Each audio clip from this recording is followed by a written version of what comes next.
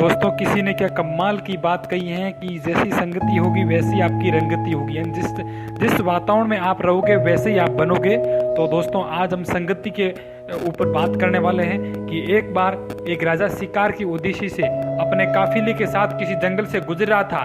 दूर दूर तक शिकार नहीं नजर आ रहा था। वे धीरे धीरे घनघोर जंगल में प्रवेश करते गए और अभी कुछ ही दूर गए थे कि उन्हें कुछ डाकुओं के छिपने की जगह दिखाई दी।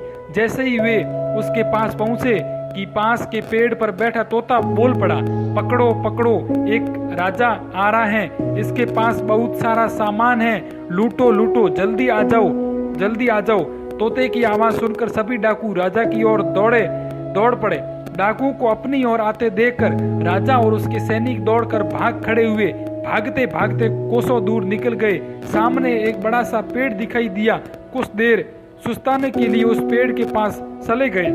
जैसे ही पेड़ के पास पहुंचे कि उस पेड़ पर बैठा तोता बोल पड़ा, आ जाओ राजन, हमारे साधु महात्मा की कुटी में आपका स्वागत है, अंदर आइए, पानी पीजिए और विश्राम कर लीजिए।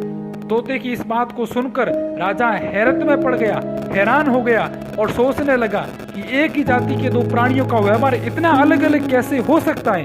राजा को कुछ समझ नहीं आ रहा था। वो तोते की बात मानकर अंदर साधु की कुटिया की ओर चल गया।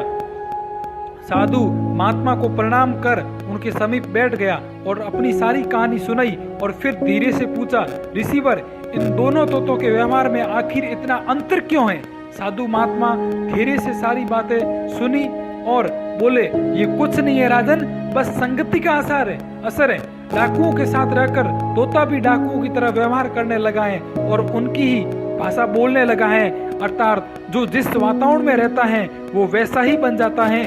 कहने का तात्पर्य ये है कि मूर्ख भी विद्वानों के साथ रहकर विद्वान बन जाते हैं और अगर विद्वान भी मूर्खों के संगत में रहता है तो उसके अंदर भी मूर्खता आ जाती है। इसलिए हमें संगति सोच समझ कर करने चाहिए।